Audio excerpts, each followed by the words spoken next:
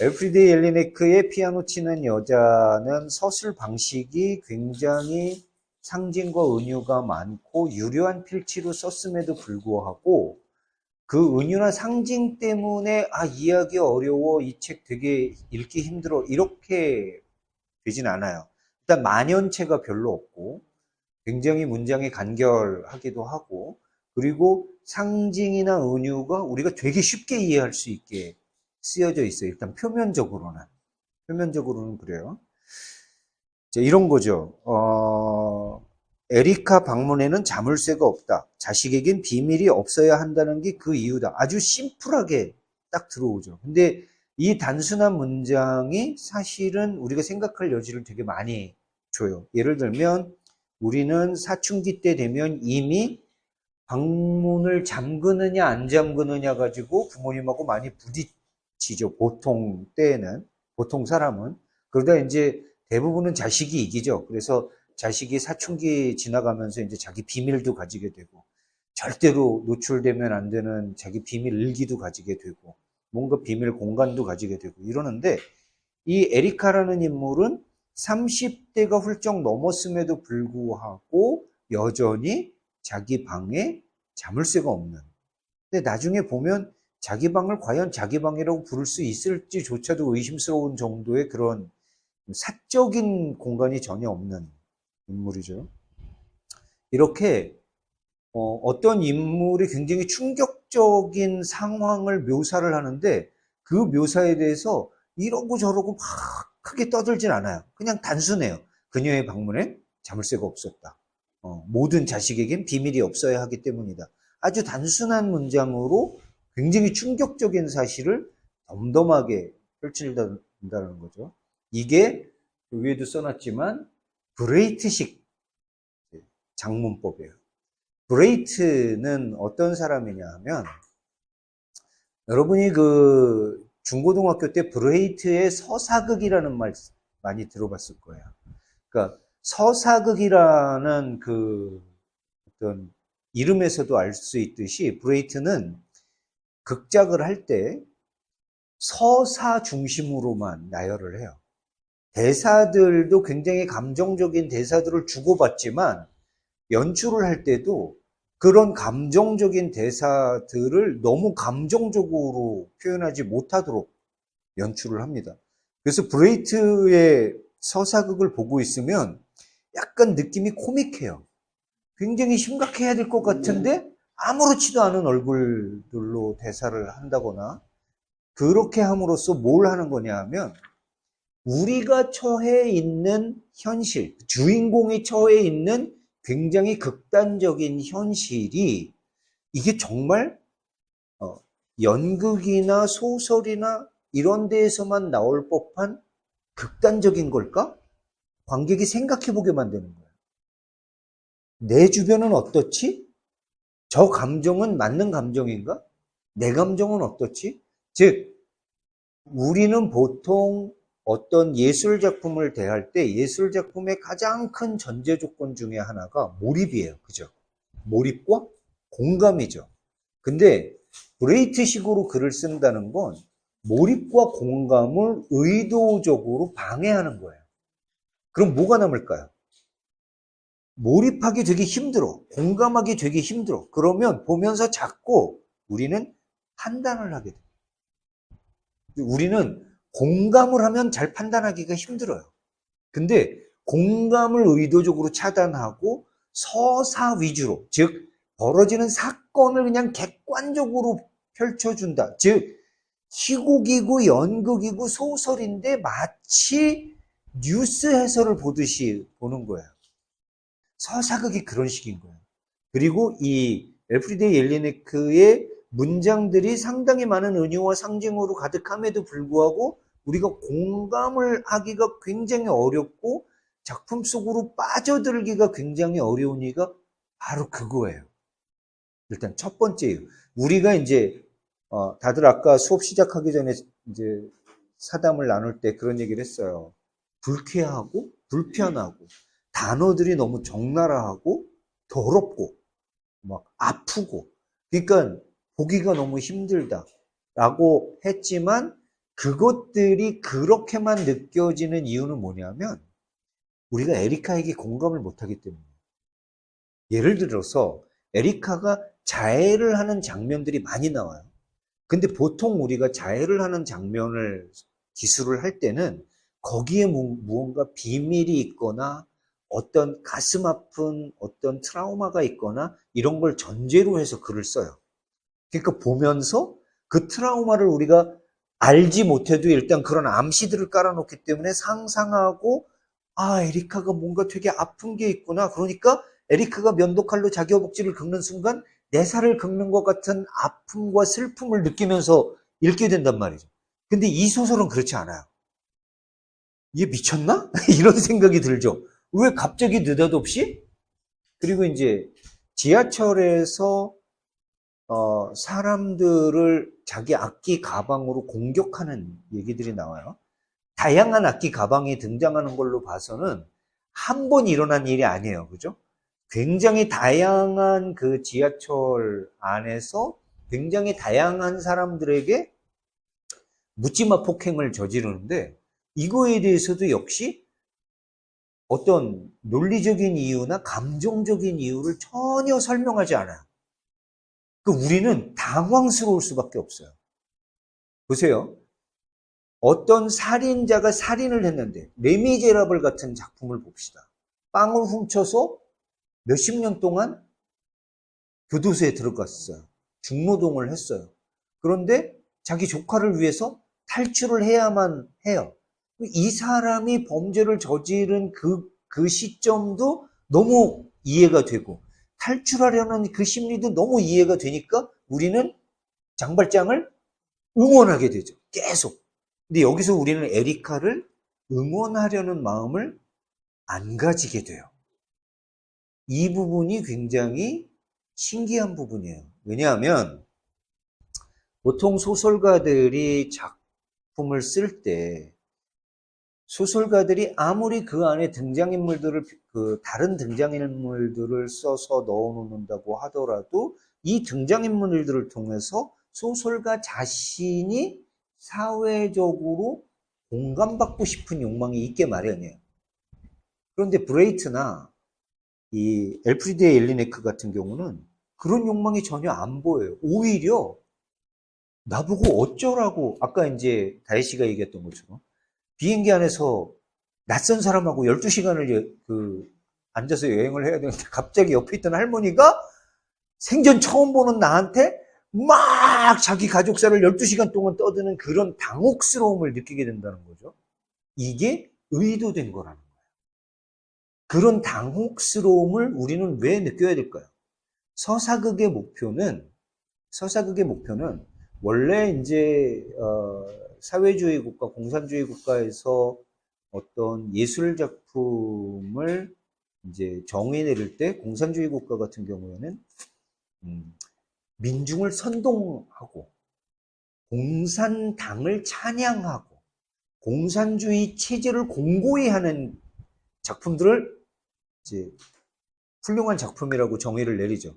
그러기 위해서는 노동자, 농민들을 선동을 하려면 선동이라는 건 뭐예요? 감정적으로 확 휘저어 놔야 돼요. 그렇죠? 근데 브레이트는 거꾸로 가는 거예요. 선동을 하는 게 아니라 생각을 하게 만드는 거예요. 감정적으로 몰입하게 만드는 게 아니라 이 사건들을 객관적으로 떨어뜨려 놓고 봤을 때 너 스스로 한번 생각해 봐. 왜냐하면 누군가 부추겨서 따라오는 것과 스스로 생각하고 판단해서 따라오는 데에는 근본적으로 사회에 참여하는 질과 강도가 다르다라고 생각을 한 거예요. 브레이트는. 그래서 브레이트는 서사극이라는 장치를 만든 거고요.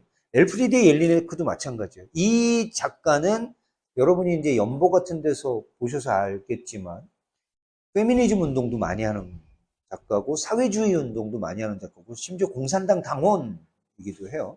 굉장히 사회 참여에 대해서 좌파의 논리를 굉장히 가지고 있는 사람이고 이 소설은 얼핏 보면 우파 좌파 상관없어 보이지만 사실은 굉장히 좌파적인 논리를 가지고 있는 소설이에요. 사회 참여가 굉장히 중요한 사람이고 본인이 사회 참여를 굉장히 적극적으로 하는 사람이라는 거죠. 그런데 선동하지 않아요. 자극하지 않아요. 여기서 자극이라는, 여기는 물론 성적인 자극 얘기는 굉장히 많이 나오지만 사회적인 자극을 하는 것 같이 보이진 않아요. 근데 우리는 생각하게 되죠. 무엇을 생각하게 되느냐? 에리카는 왜 이럴까? 에리카의 엄마는 왜 이럴까? 크레머는 왜 이럴까? 계속 생각하게 만든다는 거예요. 그래서 브레이트적으로 글을 쓴다는 게 제가 볼 땐 이 책을 이해하는데 굉장히 중요한 단초가 될 수 있다. 그래서 여러분들이 책을 읽을 때 불편했던 것이 여러분들이 책에 익숙하지 않거나 여러분들이 어떤 뭐 문학적 소양이 부족해서가 아니라 의도된 것이었다. 그래서 모든 장면을 좀 한 발짝 떨어져서 보고 생각하게 만들게 하기 위함이었다라는 말씀을 먼저 드리고요. 이게 이제 브레이트에 대한 얘기 끝났고요. 두 번째는 구멍에 대한 얘기를 좀 해야 될 것 같아요.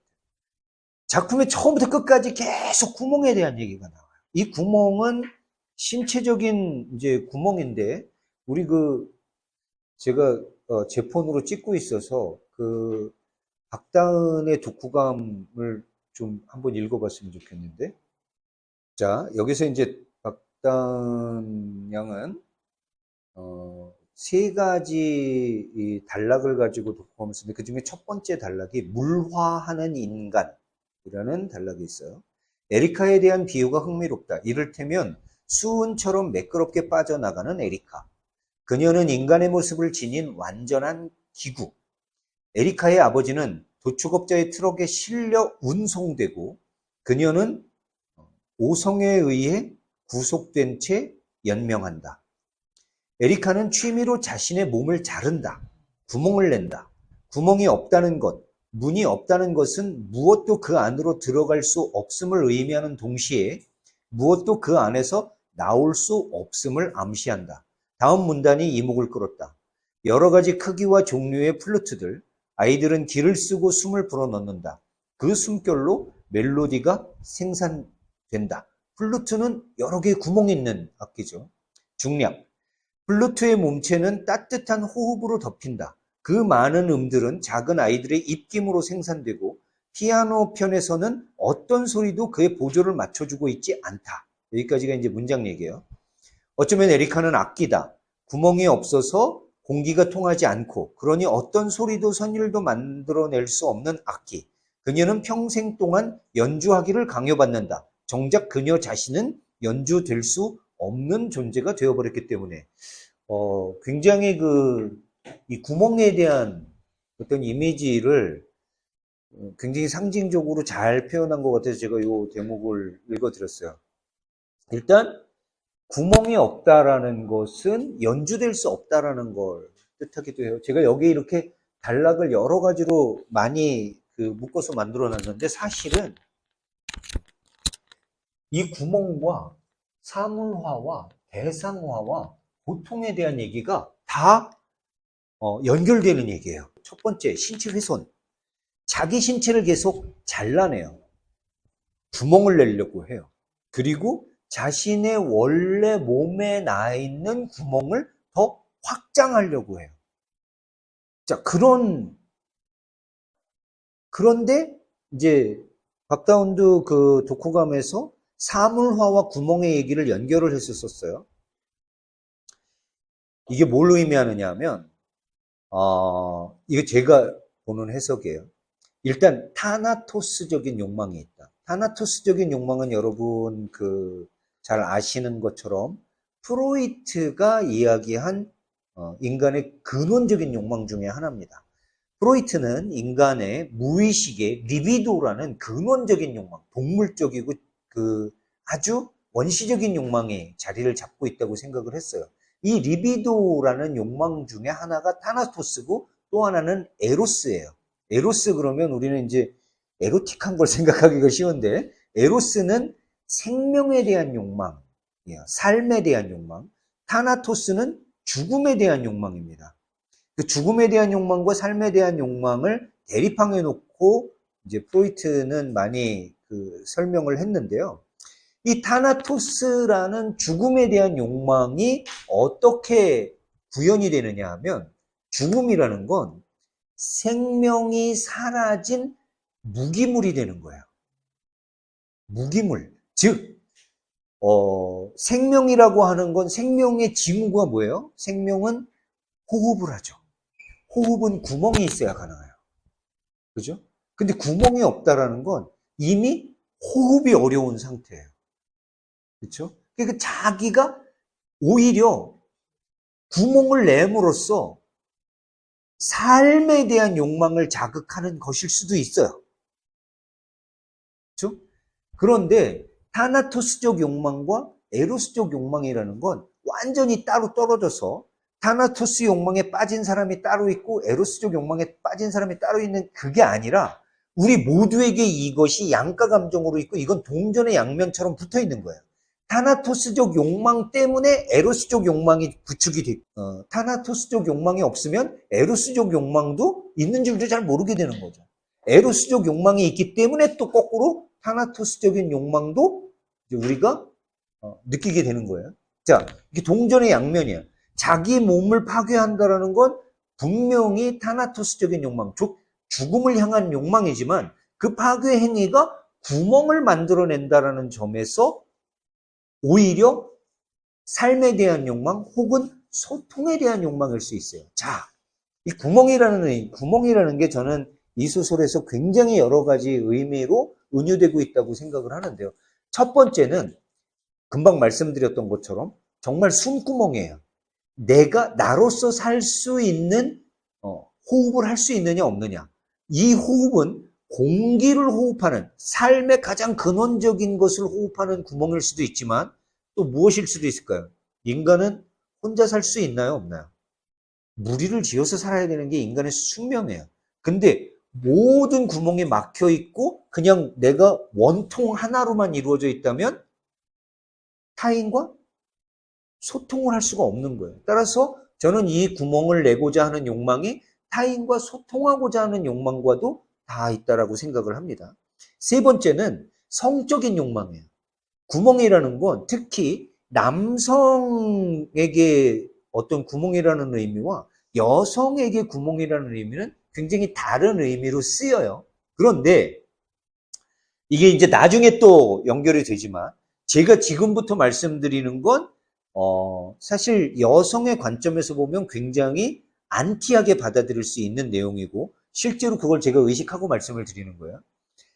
여성을, 우리나라 사람들, 우리나라 비속어 중에서 여성을 굉장히 비하하는 말 중에 구멍이라는 말이 있어요.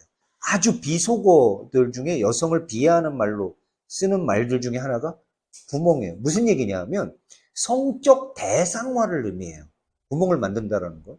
근데 에리카가 본인의 몸에 나 있는 그 성적 기능을 하는 구멍을 더 넓히고 확장시키려고 칼질을 해야 된다라는 것은 성적인 구멍에 대한 강렬한 욕망. 이것도 타나토스적 욕망과 에로스적 욕망이 동시에 발현되고 있다는 거죠. 왜냐하면 자기 신체를 훼손하는 타나토스적 욕망이 그러니까 타인이 아니라 대상화된 남성을 받아들이고자 하는 대상화된 자기를 더 극단적으로 대상화시키는 거예요. 자, 대상화시킨다. 여러분 그런 얘기 많이 들어보셨죠? 여성이 여성을 성적 대상화한다. 남성이 여성을 성적 대상화한다. 이런 얘기 많이 들어보셨죠?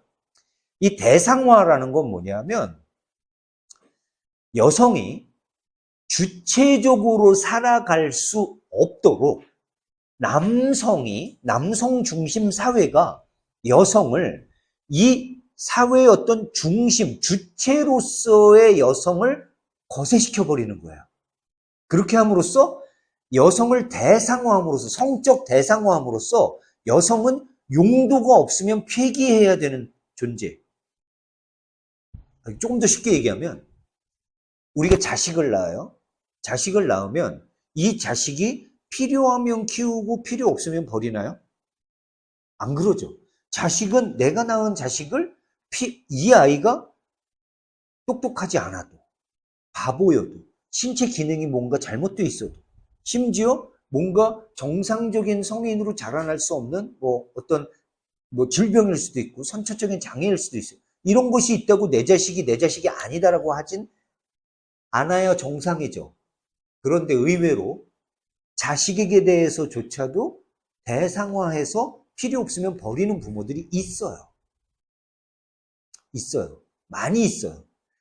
자식에게 계속 뭔가 어떤 공부를 시키고 뭔가 근데 공부를 시키는 게 자식이 원하는 공부를 시키는 게 아니라 무슨 공부를 시켜요?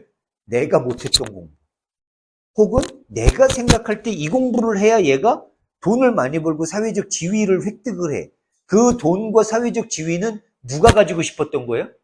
부모인 내가 가지고 싶었던 거. 이럴 경우에 부모들은 자식을 대상화하는 거예요. 근데 이런 대상화라는 의미는 즉 주체를 뺏어버리는 거예요. 주체를 뺏어버려서 그 스스로가 대상이 되도록 만드는 거예요. 근데 여러분들은 당연히 나를 나라고 생각을 하죠. 당연히 나를 나라고 생각해요. 그런데 대부분의 여성들이, 이건 대한민국뿐만 아니라 전 세계에서 동시에 일어나고 있는 일이에요. 오빠나 남동생하고 자라면 나라는 주체를 발현하는 시간보다 여동생, 누나로서의 자기를 발현하는 시간이 더 많아요. 그러니까 남동생이나 오빠를 주체로 두고 나를 그 주체의 주변 인물로 설정을 하는 거예요. 스스로도. 왜? 아주 아기 때부터 부모님이 그렇게 교육을 시켰기 때문에 자기도 모르게 자기를 대상화하는 거죠. 그럼 무슨 일이 일어나느냐? 자기 구멍을 자기가 넓히고 싶은 거예요. 자기를 스스로 성적 대상화하는 거예요. 그러니까 이거는 에리카가 이렇게 하고 싶어서라기보다는 어떤 주입된 대상화된 객체가 벌이는 일이 돼버린다는 얘기죠.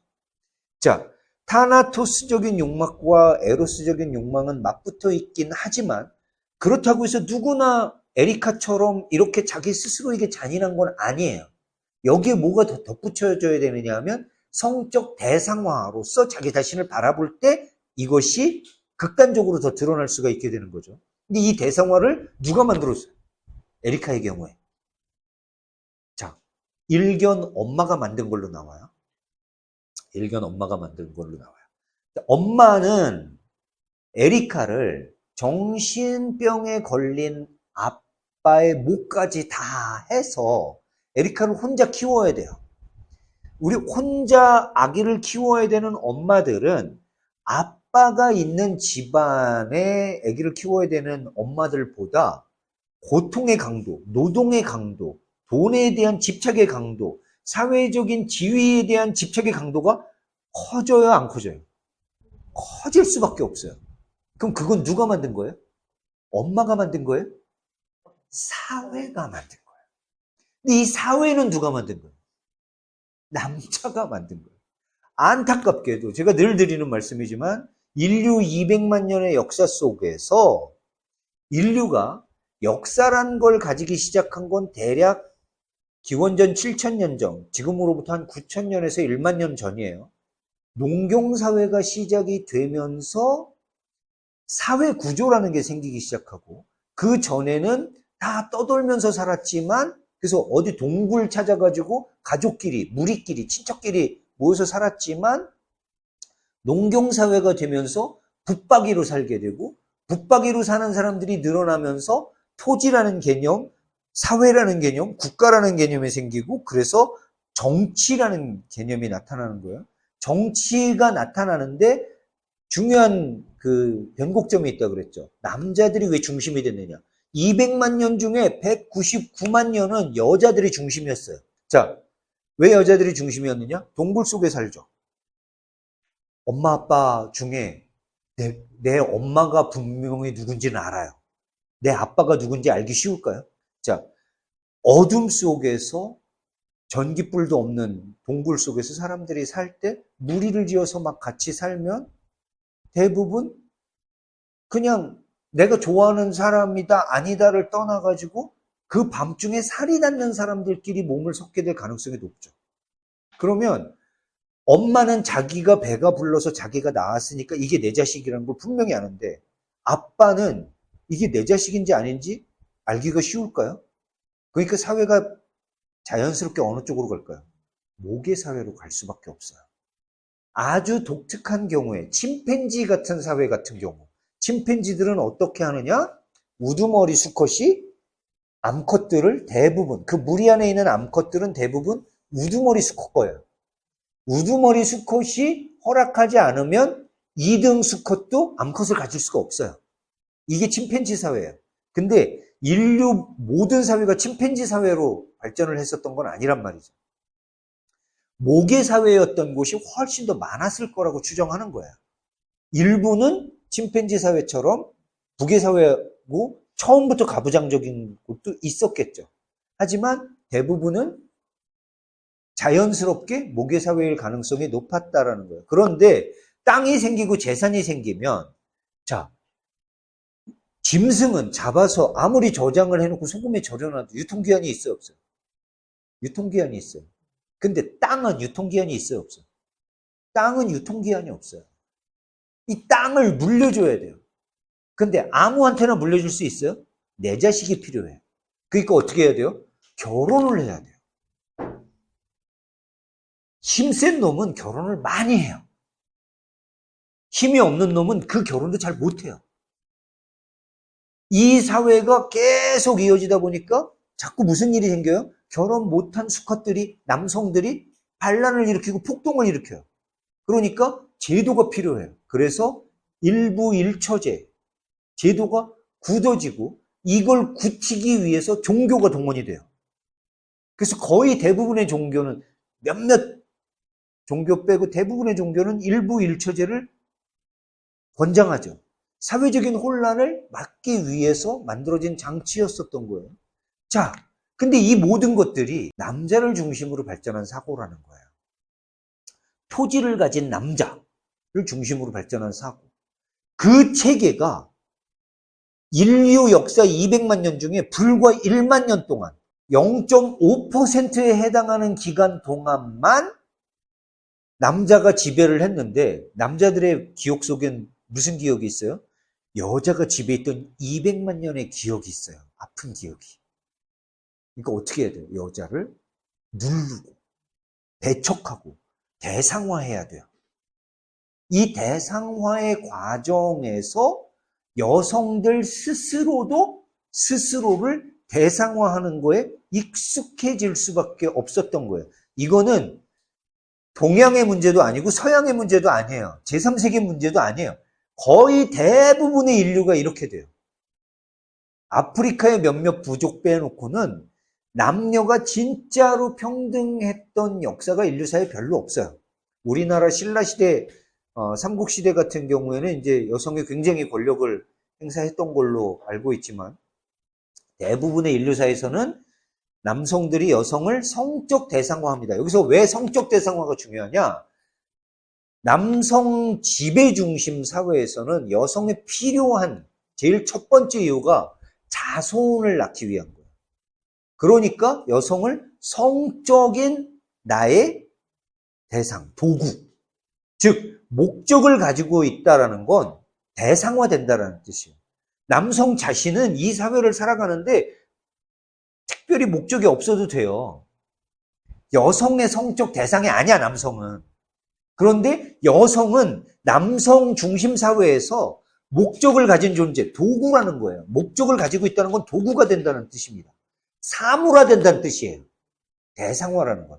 따라서 에리카는 스스로의 몸에 구멍을 내므로써 스스로를 계속 성적 대상화하고 사물화하고 있다는 거예요. 자, 성적 대상화라는 건 에로스적인 욕망과 통하지만 그것이 사물화된다는 건 또 뭐랑 통해요? 타나토스적 욕망이죠. 사물화된다는 건, 자, 사물화라는 건 근본적으로 뭐예요? 이런 사물을 놓고 볼 때 얘를 제가 막 때려요. 얘가 아플 거라고 생각하면서 때리나요? 그러니까 폭력이 정당화되는 거예요. 대상화되는 순간 폭력이 정당화되는 거예요. 우리나라 속담에도 끔찍한 속담이 있어요. 북어와 마누라는 3일에 한 번씩 두들겨 패야 된다. 끔찍한 성적 대상화의 결말인 거예요. 이걸 그 위대한 철학들을 공부하고 인문학을 공부하지 않으면 출세를 할 수 없었던 중세시대의 양반 가문에서도 너무나 당연하게 생각했다. 여자와 북어는 3일에 한 번씩 두드려 패야 된다. 이게 사물화의 증거. 우리는 남성 중심 사회를 살면서 어쩔 수 없이 여성 스스로도 여성을 사물화 하는 거에 익숙해져 버린다는 거예요.